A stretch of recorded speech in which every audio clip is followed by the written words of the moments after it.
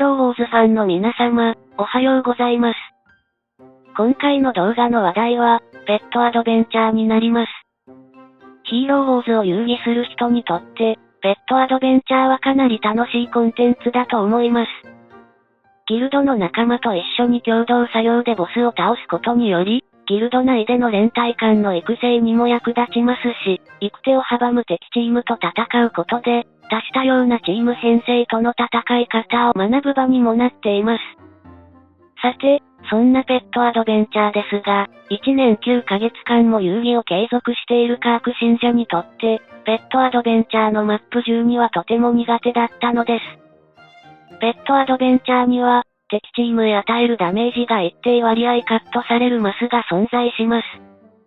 マップ11には物理、魔法攻撃が 80% カットされるマスが、マップ12には 90% カットされるマスが存在しますが、カーク信者はその場所においての戦闘が苦手だったのです。戦闘が始まったら画面右上のポーズボタンを押して、戦闘シーンをスキップするというのが、カーク信者のペットアドベンチャーの遊戯作法です。つまり、対戦相手に対して勝利する前提で遊戯をしているということです。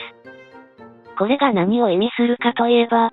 対戦相手に付与されているバフをしっかり確認していない、ということなのです。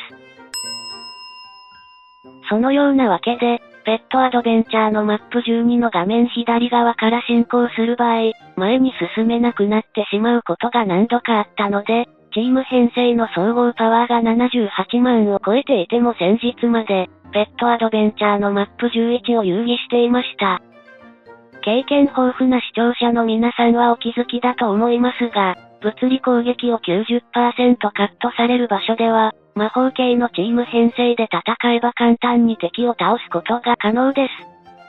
カーク信者の場合、物理攻撃を 90% カットされる場所でも、いつも通りカークチームで攻撃を仕掛けていたので勝てなかっただけで、フェイスレスの代わりにオリオンを試しに使用してみたら、いとも簡単に敵チームを倒すことができたのです。なんやこれ？今まで苦戦していたのは何だったんだろう？俺って天才じゃなかったのかな？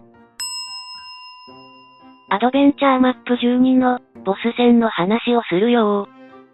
ペットアドベンチャーマップ12のボスはクリーバーですが、過去に何度か戦った際は、クリーバーに全くダメージを与えることができませんでした。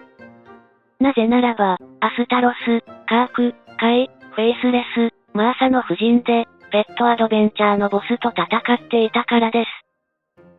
それじゃあ無理だよ。ボス戦では、攻撃の手数が多いヤスミンやオリオンを使わないと。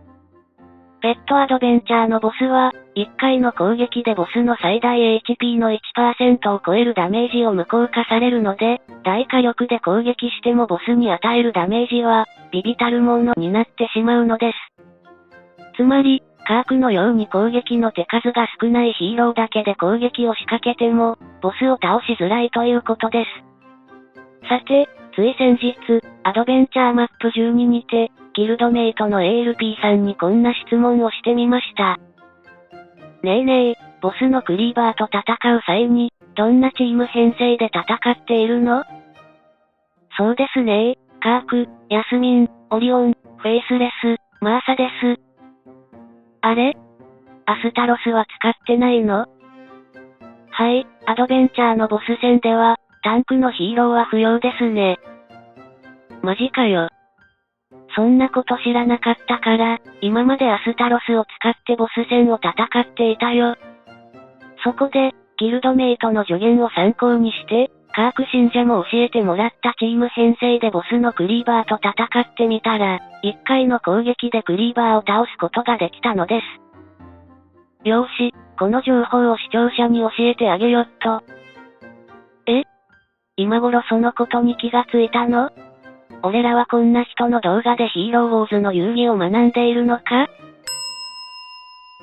まあ、人には得手不得手がありますから、こんなこともあるのです。